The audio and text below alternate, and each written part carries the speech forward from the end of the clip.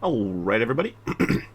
Welcome back to another This Week at Bungie, aka TWAB, aka Where TWAB. And this is number 15 on December 2nd. And we are just a few days away from the 30th anniversary. So let's just dive right into this. G3 Tyrant is here with me. Hello. All right. And this week at Bungie, they want to talk about the 30th anniversary release, the moments of triumph, some trials, labs, freelance, and some quality of life updates. So they want to announce that it is an exciting time for Destiny 2 right now. And to start off with the recap, they have their Game2Give charity announcement going on. So earlier today, their third annual Game2Give charity kicked off. So between December 2nd and December 15th, they're inviting the Bungie community to join them in celebrating what they can only accomplish together through games and generosity. This year, they have a wonderful stream marathon, which you're also invited to participate in, and a few awesome charity rewards that you can receive as a thank you for your donations. So, there is a high five heart exotic multiplayer emote that is really cool. There is a Alchuk's Pura MK1 exotic ship. They also say here that they're planning some fun for the Bungie block to end the live stream marathon, so stay tuned for even more awesome announcements. And to sign up to the fundraiser or donate today, follow the event on Twitter, Instagram, or Facebook. And you can also just go right onto Bungie's website, right off bungie.net, and right down on the beginning there, you can see their games to give whole section. And if you donate, I'll throw up the photos of these emblems and the ships and everything. So for $10 US or more, you get the Light Keeper emblem, a nice little fiery emblem there. That needs to stop. Wow. Success. Emblem acquired. For $20 US or more, you get the Arc Propellant emblem, which is a nice little blue, crispy kind of blue one there with a nice little heart. For $35 US or more, you get the High Five Heart multiplayer exotic emote. And for $50 US or more, you get the Ultrax Pura MK1 exotic ship. I can't really post the multiplayer emote, I don't think, on the screen for you guys, but the emblems and the ship I will link up there for you guys. And I will leave a link to the direct link to the Game2Give page on Bungie in the description there on YouTube. Moving on, we have Trials Labs Freelance, and it's coming around this weekend. So by the time you're hearing this, it should be live. While Freelance will be familiar, they also have a minor change of access requirements to get into Trials for the first time. So here's a quick rundown from the team of what to expect. They've got some Trials of Osiris quick hits ahead of December holidays to share with us. So while this is a brief update before they take the end of the year break, they're excited for some upcoming Trials Labs before the end of the year. This week's Trials Labs is a freelance. It'll be a separate node where everyone can play, where everyone playing queues by themselves, as well as the regular node, so you can just still go in with your fire team. This node is perfect if you don't have a regular team, but may be even space for you to find other players to party up with to get some flawless success. This week, there is also a labs where they do not require the Trials intro quest to launch into the nodes. The only requirement are owning Beyond Light and being 1290 power level or higher. While Trials can be a bit competitive, they're hoping this variation will open up PvP to more players and introduce them to some sweet rewards. So before, you still needed to have like the Beyond Light before, but I think the power level requirement was a little bit higher. So maybe they just... it was in the 1300s. So I thought it was too. Actually, I thought it was 1320 as well, or something like that. So that's quite a bit of a difference. So that's okay. You still have to own the expansion regardless. So like that'll still. I don't know who's going to play Trials at 1290. That's a death wish. But okay. Yeah, unless you're playing other players around that level. But yeah, that's just not. That doesn't sound like it's going to be a good time. Yeah. December 16th will be their last TWAB of the year. So that'll be that's not next week, but the following week. So we still got 2 more TWABs. So they are announcing this well in advance that on December 31st to January 3rd, they will be running another Trials Labs freelance. So if you'd like to ring in the new year alone, they've got the playlist just for you. They said that's a sad way to look at it. If you're looking for a playlist that you can enter solo and potentially meet lifelong friends, we've got the playlist for you. That livens it up a little bit. Mm-hmm. They expect an additional capture zone and freelance in early February before the Witch Queen launches, and they'll also be looking at map rotation in the Trials playlist over the next few months to start pulling lower performing maps out of rotation. Or pulling lower performing maps from rotation, so out of rotation. You were right the first time. Yeah, so good. There we go. Moments of Triumph 2021. I love me some Moments of Triumph. I have the shirts from the last 2 years of Moments of Triumph, so I'm looking forward to getting myself a third. Looking back at all the accomplishments in the past year, celebrating it this year, they're hoping the Moments of Triumph will be the perfect complement to the 30th anniversary release. Oh, so they're coming out at the same time. So between your dungeon runs or your adventures in Dares of Eternity, they have a collection of rewards for you to earn in-game, showing your dedication over the last year. Of course, if you've completed all of the required triumphs and collected all of the rewards, you will unlock the MMXXII seal and title. Before they do a quick preview of rewards, they'd like to pass the mic to the dev team. They'd say here that they've channeled this celebratory spirit into this year's Moment of Triumph crest in a new fun way to celebrate the 30th anniversary. They have 3 swords resting in the top right corner to honor the 30th anniversary. Each represents a decade of doing what they love most and being inspired by us. The flower springs to life across the chest, honoring the heroes lost, embracing change, and symbolizing growth across seasons. And the Guardian ship lifts off towards new adventures in the lower left corner beyond the unforgiving cold of Europa to explore the stars once more. So now they said, let's take a look. So I'll throw up the photo online here for you guys. It has a nice little emblem there. That is a very cool emblem, I must say. I do like that very much. It's a pretty neat, nifty looking ghost shell and little cool looking sparrow there. Yeah, so pretty good. They have some actual rewards as well. So like they have the T-shirt once again, but the design is has a question mark on it right now. They're not showing off the official design for the shirt just yet. They have an old coin that you might remember from some of you Destiny 1 vets may remember this coin that you can now buy from the store. Wasn't that the Ascended Shard back in the day? I do believe that was the original coin that you traded for Xur every week. Like it was his currency to get the exotics and stuff. Yes, the very first kind, yeah. And then there is the actual seal, if you would like to get your seal as well. And they also have pins for your jackets and pin boards or whatever you stick them on, they say. So that should be fun, and that'll be going live with the 30th anniversary. So I thought I was just going to be having the 30th anniversary to kind of go through, but I have the Moments of Triumph now, so I actually have quite a bit more to be going through. So it's shaping up to be a lot. It's all right. It gives us quite a bit to do before the Witch Queen, so I'm all about that. Armor mods update.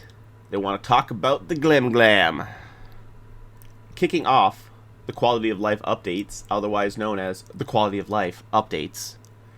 The team has been working on the team has been working on a change that a lot of people have been asking for a while, but they did it. So starting next week, you could swap out your armor mods instantaneously at any time with no glimmer or currency required. Thank you. As someone, so you're telling me I don't need 2 armor sets anymore? Pretty much no. You just have to, as long as you're fine with quick swapping them, then you're good to go.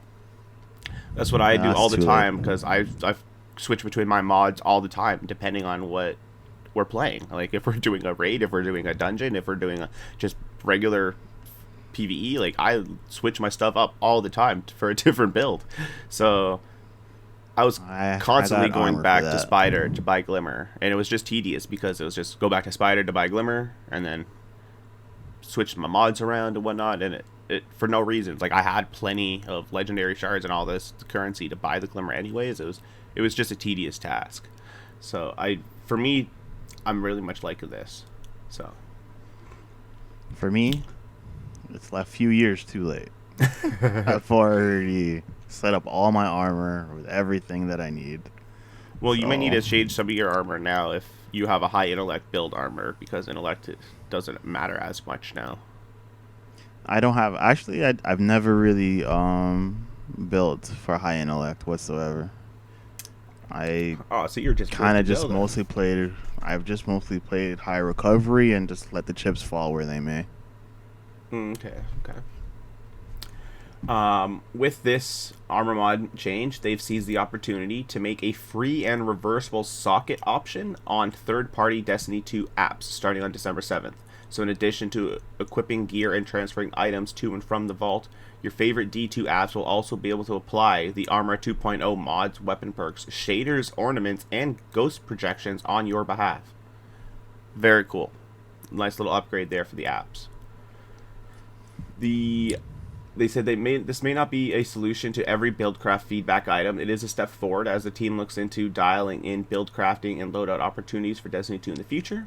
And the team will be looking at artifact mod resets and costs in the future, but general armor mod swapping is a great first step. And they say that they're excited for how the community will take advantage of this, and it could open the door to potential loadout things for Nightfalls and PvP modes, which I know a lot of people have asked for, just loadout options.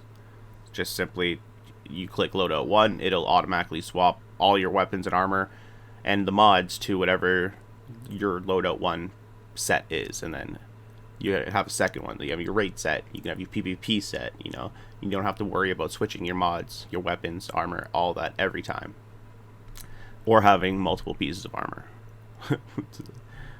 So, I'm already set in my ways, so again, a few years too late, buddy. Sorry. Yeah. But it's in the right direction, so I'll give them that. I do like that.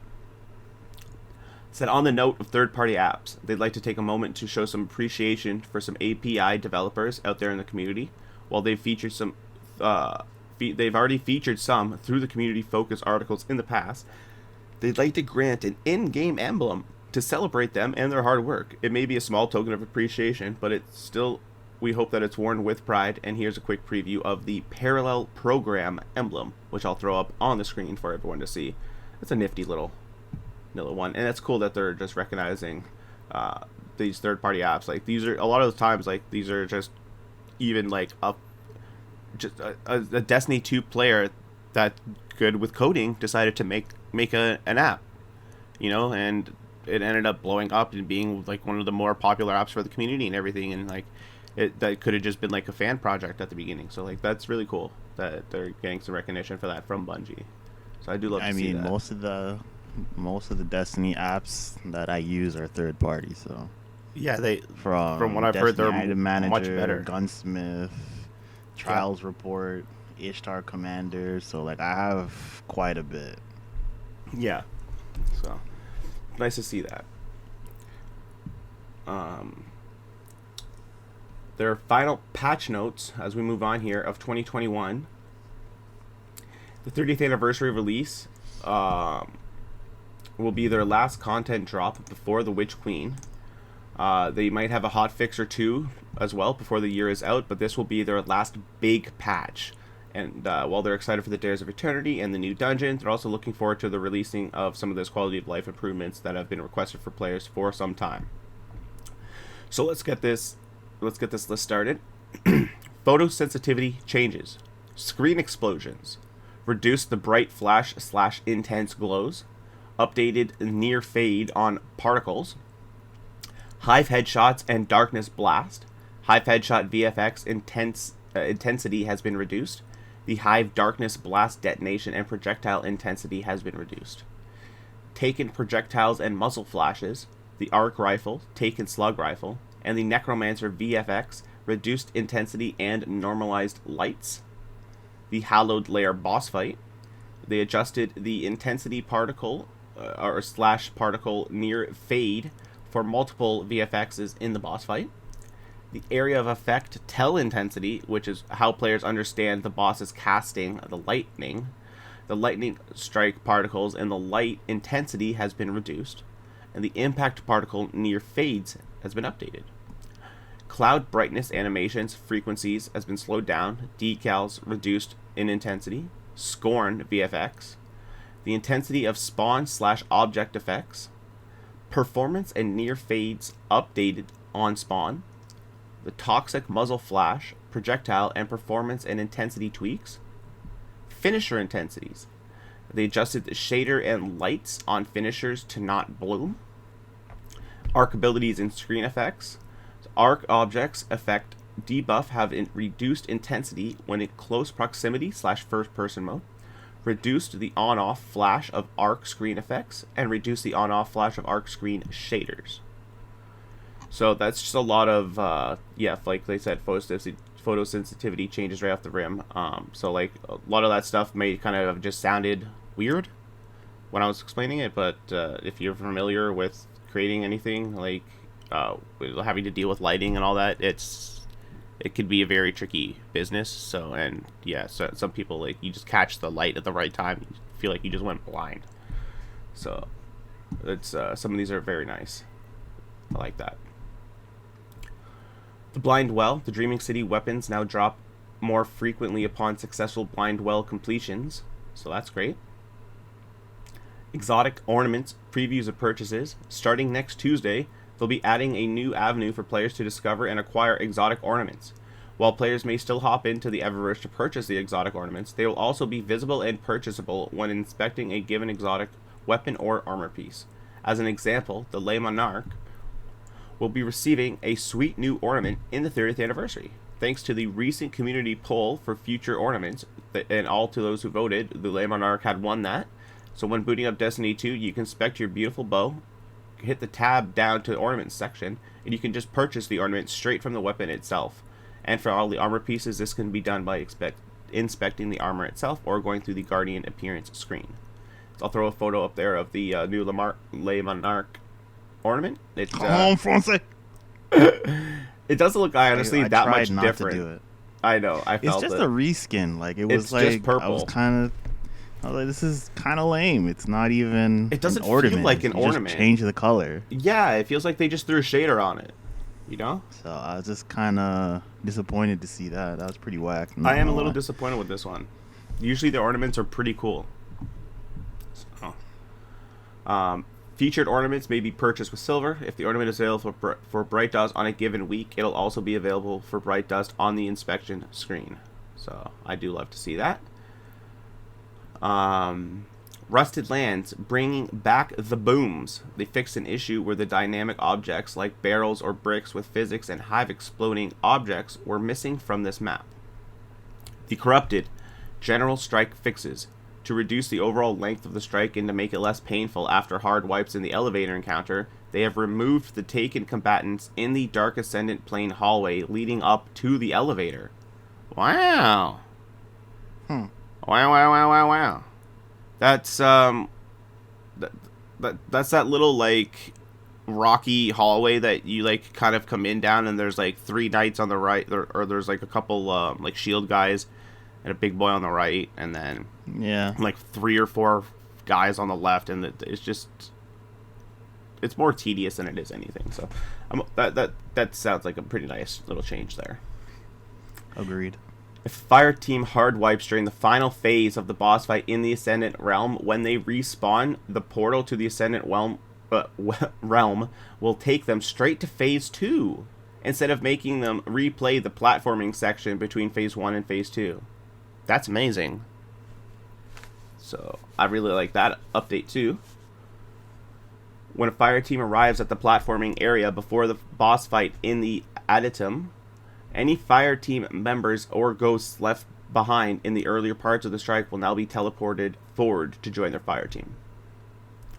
When a player begins the elevator encounter, any straggler players or their ghosts will be pulled forward to join the fire team. Fixed an issue where Sadia's shields would regenerate faster than expected on Nightfall difficulties. Her shields will now regenerate based on health thresholds in Nightfalls, just like they do in Direct Launch or the Vanguard playlists. The portal to the Ascendant Realm after Phase 1 or the boss fight should now reliably place players facing the correct direction. So many times I jump through that portal and I'm turned around every time. And it's just like, what happened? I believe it's like every time. Yeah. At this point, I just expect it to happen and I just turn around immediately. Yeah, it's like, what happened? Did we get some vertigo going through that thing? Like, like seriously, I'm all but used to it by now. Right? Fixed an issue that was preventing the combatants from walking to the part of the right side of the area during the first half of the boss fight. Scions should now spread out a little bit more on that right platform.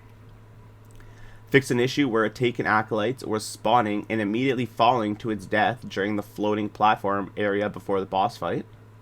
That's hilarious.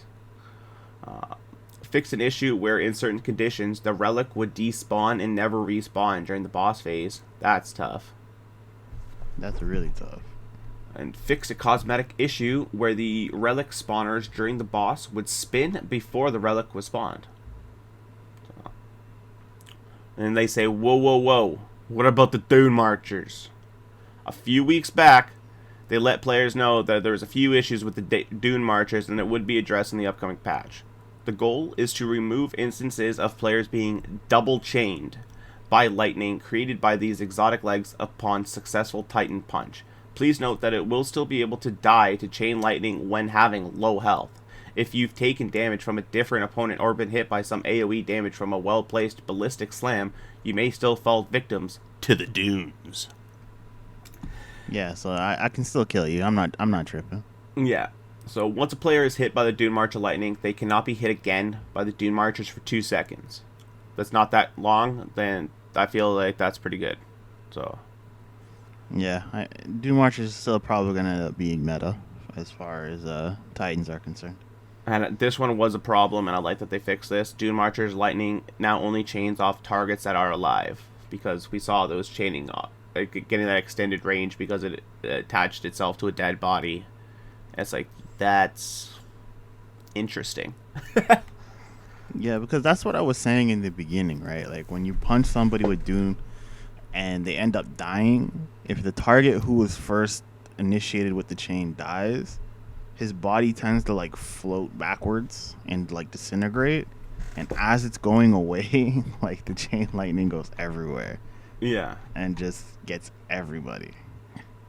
Alright, so it's not even like one of those things where if the initiated person with the electric chain dies, it doesn't matter. As long as his body is just flying backwards, I'll get all of you. Yeah. So glad that has been fixed, because that was definitely annoying sometimes. I mean, it was annoying for y'all. It was okay for me. The Icefall Mantle, a Stasis Overshield, can now be canceled by pressing the class ability input one more time. So you can cancel it. Whack. Actually, you know what? That's not that bad, because as you know, like there were times where we do our Nightfall runs or just PvE in general, and then I'll pop it, and then you see me standing there waiting for it to go away because I can't jump over to the next side. Yeah. So, I guess that's more or less worth. It's an option, right? So what? Yeah. We'll take it. The only thing is, how does that affect my cooldowns? Because that thing already takes forever to come back. I think as soon as you cancel it, you're still gonna get your full cooldown. I think that's just on you. I'll just stand there and wait. They say next Tuesday they'll have a full list of patch notes available for our reading pleasure. Their goal is to get the article out a bit earlier in the morning so the sandbox focused players can focus on some more of the details for the upcoming ability changes. Expect timers for grenades, melees, and other abilities that were not covered in the previous TWAB. So, that's actually going to be very important, because if we're already rechanging some of our gear because the intellect doesn't necessarily matter per se, then if the timers for the grenades and melees are also receiving the same treatment, then my discipline and melee might not be as important as I might think it is. Like, for me, they're already pretty low on for mine, but that's just because the weapons and the build that I have, like I get my melee back consistently with my stasis build, and then I usually have demolitionist or something on to get my grenade back all the time, or even with my stasis build, I get my grenade back all the time. So I don't need to have mine too high, but that'll be interesting. So if your guys are grinding gear right now for ones that are just not intellect specific, I'd say you keep doing it, but like just be weary that you might need to check it again with the grenade and melee cooldowns. So crossplay, text chat, check in. They said it's been a while since a crossplay update, so they wanted to talk to us here. They wanted to give us a quick update on the progress towards a unified text chat system. They recently rolled out a crossplay text chat between their two PC platforms, Steam and the Microsoft Store. And they're letting you know that they are adding display-only support and the USB keyboard support in winter. What does winter mean? It's time for an update. I don't know what that means, so... Yeah, like I don't know. Are we not in winter? I mean in Canada it snowed. Yeah. And we're in December now, so I guess they're saying it's just because it's been a while since they gave us an update on crossplay, and it's now suddenly winter. I think that's what they're saying here. I think they're like, oh, it's already winter. All right, it's time for an update on it then. That makes sense. Yeah, I guess. So, display-only text chat will be available for all consoles with the release of the 30th anniversary pack on December 7th. And with the launch of Witch Queen, USB keyboard text chat will arrive for consoles. What is display-only text chat on consoles 30th anniversary? You'll be able to turn on text chat display in your settings. By using the ghost menu, you'll be able to bring up a display if you've missed a message. You'll not be able to send messages, but you'll finally be able to read what your PC Fire teammates are chatting about. So all the times that they've been typing in hateful messages and telling you that you're trash and letting you know that you need to play the game differently, and you didn't see it on your screen, you can now see that on your screen. Yeah, I mean, we were just discussing this yesterday. Yeah, how to turn it off in Halo.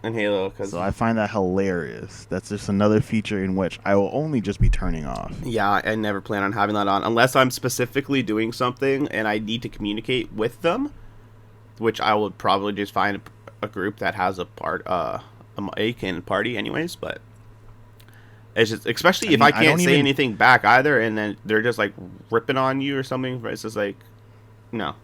I don't need to see that. So let's keep it a stack. Like, we don't even LFG, so I don't think this is going to be an issue anyways, but... No. So. They say here, what does USB keyboard text chat on consoles mean? You will not be able to move your character via the keyboard. Right off the rim. You'll be able to invoke text chat window by pressing enter. You'll be able to text chat using the full suite of chat channels in Destiny. You'll be able to pick from 5 different font sizes, and IME support will follow in an update shortly after Witch Queen. So you can, when Witch Queen comes, we can actually finally type back and text back. So for those who are looking forward to that, there you go. Otherwise, it's just going to be the norm. It's probably just going to be a setting that you're having turned off because you just don't want to have extra text on your screen anyways. So, but like I said, if you have crossplay friends and they don't have a mic and this is the only way to chat with them, this is a good update for that. So I will give them that. Moving on here, we have a Twitch bounty emblem update. In the spirit of communicating early and often, they'd like to announce the new emblem coming online for the Destiny 2 Twitch extensions. For those who may not be aware, they offer rewards for those who play and engage with Destiny 2 streams on Twitch. During Trials weekends, players can react to matches and earn some Trials reputation in-game currencies. And they offer a unique emblem for the players who gift 2 subscriptions on Twitch channels using the Destiny 2 Twitch extension. Starting on December 16th, players who complete the gift subscription bounty will unlock a fresh emblem, the Dreizegeist. I'm not going to try. I'm going to go with Dreizegeist. We're going with Dreizegeist. We all believe you. And they highly recommend visiting your favorite streams on December 16th to show some love to the community with the holiday season gift sub. I'll throw up that emblem as well. That's a weird emblem. I'm not sure what they were going for here, but it's just kind of weird. Yeah, it looks like a hot mess. Yeah, it really does. But I do hope that they also have something like this in the future for YouTube, because there's a lot of people that are moving away from Twitch for other reasons, and they're just streaming on YouTube now. So if they can have some of these things where you get these rewards and whatnot from YouTube, that'd be great. I know, I believe that still is like just a Twitch thing in general. Like Twitch has these specific ways to engage in games with the players, and I don't think YouTube might not have a thing like that yet, but when they do, it'd be great to see them have something like this. Moving on. They say 10,950 days old. It's the week before a patch, and you know what that means: server downtimes and patch downloads. So the update 3.4.0 release date is coming in on Tuesday, December 7th.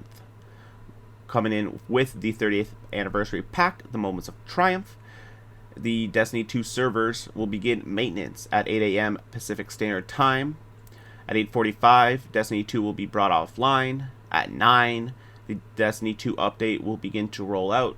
And at 10, the Destiny 2 maintenance will be completed. Again, those are all AM, and those are in Pacific Standard Time. So if you don't know how that correlates to your time zone, Google it. Wow, that sounds so rude. Just Google it. Oh, no, I didn't mean just Google it. You know what I'm saying? Just Google it. Like, I can't help you because I don't know necessarily what time zone you're in. So it's just the way it came off. It was funny because they're like, if you don't know what that is, Google it. I was like, wow. Okay, right, man. my Jeez. bad. I didn't mean for it to come across like that. I mean, we all just kind of woke up. I've been awake since like 6 this morning, so I'm pretty tired. So he just woke up, and he can be a bit of a grumpy pants, guys. I'm sorry. Yeah, I apologize. I didn't mean to come across as a negative Nancy there. I just meant in general, like, because I don't know what time zone you guys are in. So, you know. Wait till he's hydrated, and then he gets it in his bag for the day. He's all right. That's it. I just need my water. Some upcoming known issues. They have Forsaken Ciphers. Forsaken Ciphers don't appear in a player's loot stream if the player already owns Forsaken. The ciphers can be picked up from the Forsaken section of the Monument to Lost Light's exotic archive in the tower. They will end up in a player's... What is a Forsaken cipher? I do... Hold on here. They said if a player... They will end up in a player's consumable inventory, but if the inventory is full, they may go to the postmaster. So make sure that you immediately go to the postmaster so they don't get pushed out of the postmaster. So the Forsaken Ciphers, I do believe these are from the Forsaken pack. So with Forsaken being free now, like they just made it free to play, or at least it will be free to play for like a couple months or something like that. It was like as a trial kind of idea. They have and since it's leaving the Game Pass on consoles, they added a Forsaken pass that gives you a Forsaken cipher, where you can specifically purchase a Forsaken exotic with the cipher. You can't. It's from an exotic that was specifically released within Forsaken. That if you happen to miss, you can get one of those. So okay, all right. It's kind of weird. It's just like it's another thing of like, oh, you missed out. Here you can get it and buy it now. It's just like, or you could just leave it free. You could still buy it on the wall, but the thing is, like, you can buy it on the wall. So like, if you just grind it a bit more, the currency. I believe it's there for those who don't want to just grind out on the wall and get it. It's just like, oh, I don't mind spending like the $20. I'm just gonna spend the $20 and get the gun. You know? Wow. Okay. I guess that's where we're going. It's optional. You don't have to. All the weapons that they're offering from the Forsaken will still be available on the Monuments to Light's Lost exotic piece on the wall anyways at the tower. Right next to your vault. Like the others are. So yeah, but let's face it, all these new light guys, they're gonna see it and be like, "Yeah, I'm gonna buy that. I don't want to sit here for hours and trying to get all of the spin metal in the world to get Ace of Spades." I hear that, and then you also have to do the raids to get that currency as well. Yeah. So like so it can be I honestly tedious. see them using the real money.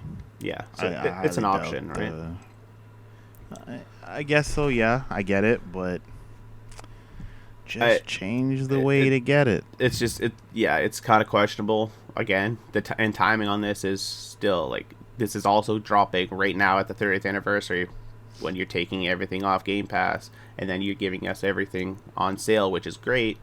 But then it's like, oh, let's also buy the 30th anniversary for $30, and then Witch Queen comes out in 3 months. That's if you get the deluxe edition, that's another like $120 Canadian or so. Like it's like I got for my people rant that in don't last week, so like, I'm trying to chill right now. Yeah, like for the new players are like, it's like, oh, Forsaken's leaving, I need to get this. Oh, okay, maybe I'll consider getting the Forsaken pass. It's like, but now you're adding all this up. It's a lot. Like, just imagine you had to buy the Legendary Edition, so like that's $40. Now, like, you came into Destiny 2 free on Game Pass, and then it's leaving. So it's like, okay, I'll get the Legendary Collection for $40. That's all the DLCs up to this point. Pretty good deal for $40 off from $100. Really good deal. You grab that. You're like, okay, I've only spent $40. I have all the DLCs. Okay, the 30th anniversary's coming out. Okay, that's another $30. Oh, I'm missing some of these Forsaken exotics, so I can get the Cipher. Okay, that's another $20. Witch Queen. Oh, that's another $120. We're up to like $200, just like that, for you to keep playing the game. It's like that you're trying to sell a new player to come in at $200 potentially. Like it's it's questionable. It's especially all at once. ridiculous. It's a little bit overwhelming all at once. If it was spaced out a little bit, I feel like it might not be as much of a brunt kind of thing. But like it's literally all getting thrown on us at one time. So that's a big pill to swallow at once. Yeah, seriously, I don't completely agree with it, but everybody who follows our TWAB series will know that I'm definitely not a fan of this whole entire build up to the Witch Queen, so I'll just leave it at that. Yeah. They do mention here, for the moments of triumph, one of the triumph description states that one lost sector on master difficulty needs to be completed, but there are 4 that need to be completed. So it's just a text issue. I'm guessing that's going to be in the moments of triumph that's dropping next week. So just be warned that, like, if you're trying to complete that, you did a lost sector on master, and it's like, oh, it didn't finish it. You need to do 4. Once again, they go over the Destiny 2 leaving Xbox Game Pass. We've already gone over that. All the expansions, all the campaigns are leaving. Stasis subclass, which is light beyond light specific, gone. Middle Tree Supers, which is from the Forsaken, gone. It says the purchase of any major expansion will unlock the subclass supers. The Middle Tree Supers for each subclass. So you actually don't need Forsaken specifically now. It's just any major expansion. Except it says sans Bungie 30th anniversary. I feel like that means except for the 30th anniversary. So, which is what I was actually talking to you about last week. How they said, like, you know how I was mentioning, like, you have to have the latest expansion to play trials, and they're calling it an expansion. So, like, how does that work? They are calling it expansion, but they're also excluding it from those expansion only playlist kind of things, like to me, trials or whatnot. It's super stupid because, like, when you really think about it, okay, fine.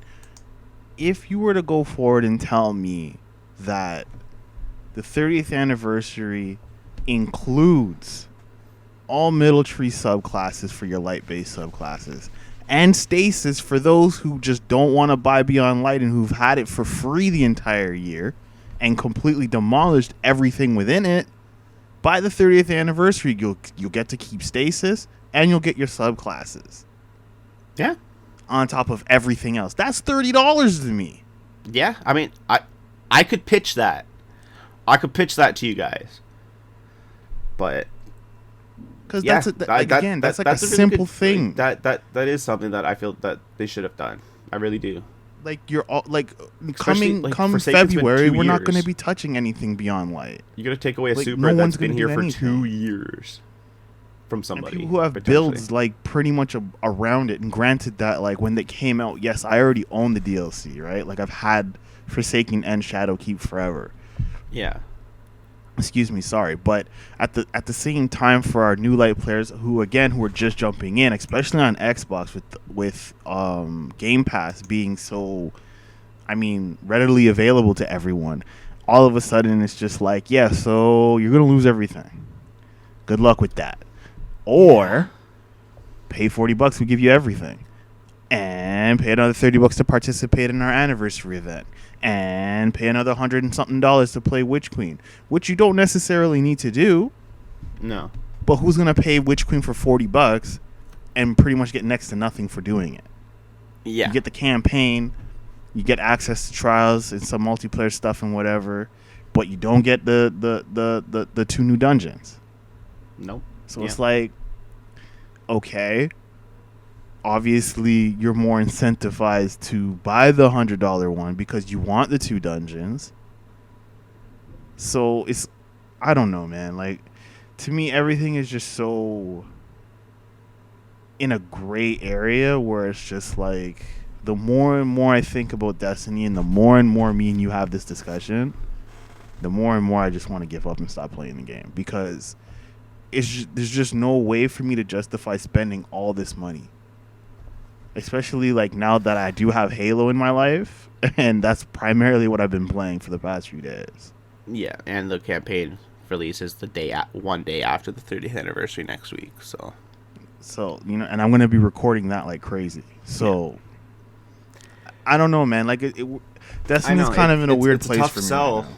when they're doing all of this at once. It really is. It's a tough sell to when they're taking the stuff out, like we said, and like not even to bring up the whole the content vault when everything that we went into that last week. So like go back to last week's.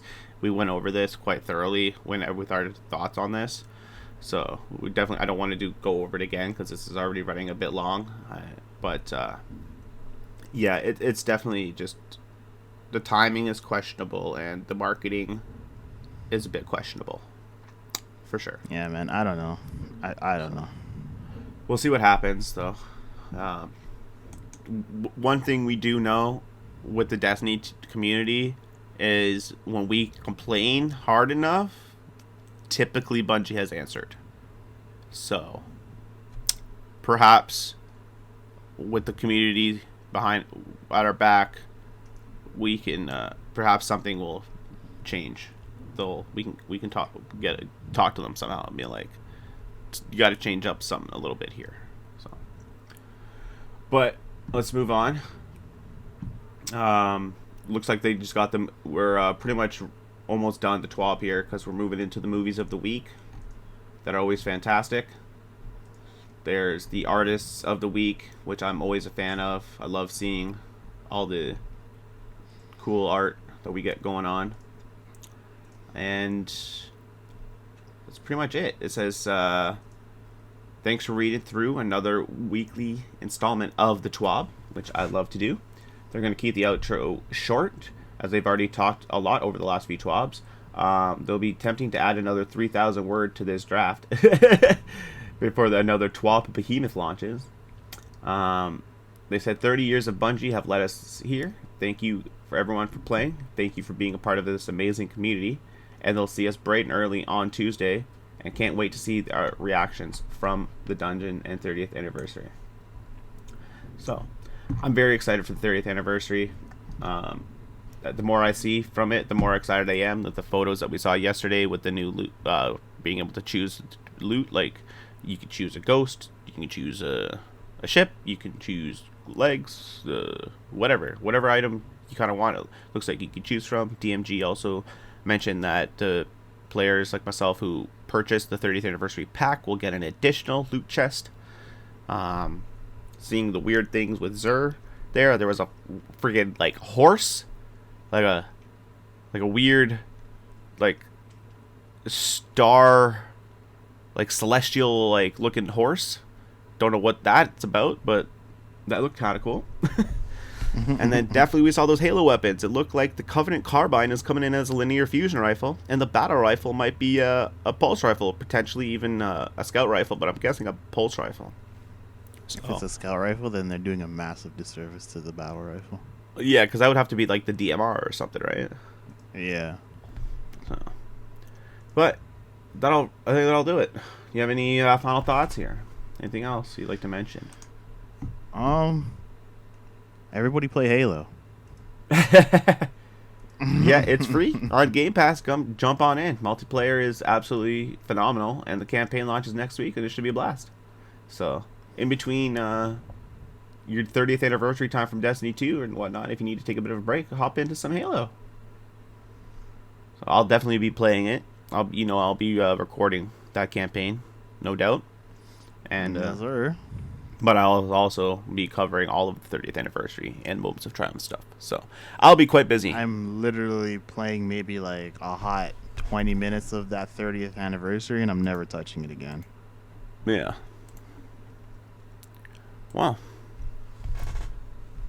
All right, everybody. That'll do it. We'll see everybody next week for the next TWAB. And, yeah. We'll, I hope everybody else is excited for the 30th anniversary. Should be some good times coming into Dest. But that'll do it. Thank you everybody for watching. I hope you guys have enjoyed the video. If you did, it'd be absolutely wonderful if you did hit that like button, and please do consider subscribing to the channel. It definitely helps. I'm G3 Hydration. I'm G3 Tyrant. Have yourselves a wonderful day. Peace.